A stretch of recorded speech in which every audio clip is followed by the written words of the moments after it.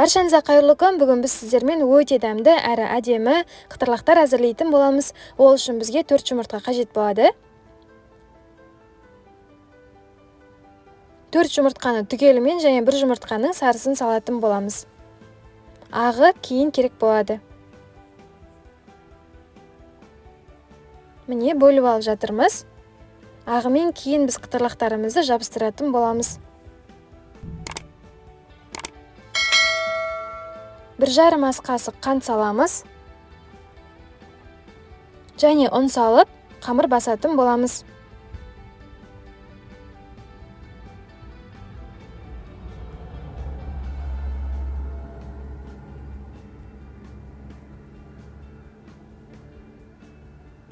Осылай қатты қылып қамыр басамыз және 20 минутқа тынықтыруға қоямыз. 20 минуттан соң тағы да асып жіберіп, қамыр илейтін боламыз.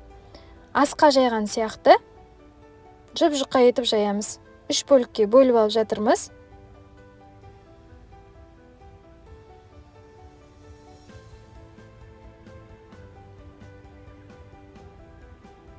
Міне енді астың нанына жайған сияқты жұқа қылып жаямыз.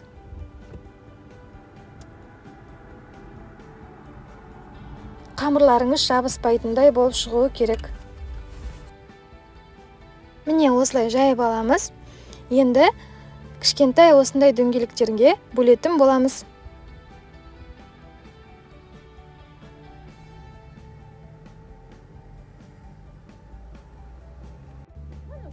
Қамырымызды бір-біріне жабыстыру үшін жаңағы жұмыртқаның ағын сәл осылай щеткамыздың ұшына жағып алып, дәл видеодағыдай жасайтын боламыз.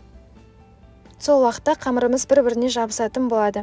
5 штуктан қойып жатырмыз. Енді дәл видеодағыдай шанышқымен болмаса пышақтың келесі жағымен осылай бір-біріне біріктірсеңіздер болады.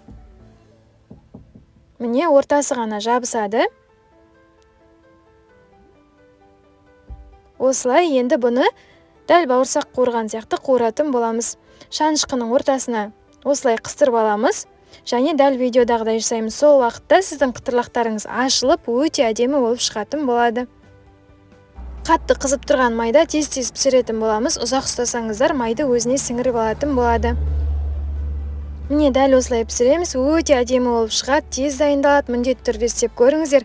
Рецепт ұнаса лайк басып, комментарий жазуды ұмытпаңыздар. Біздің арнада келесі видеоларды жібере алмас үшін колокольчикті, яғни қоңыраушаны басып қойыңыздар.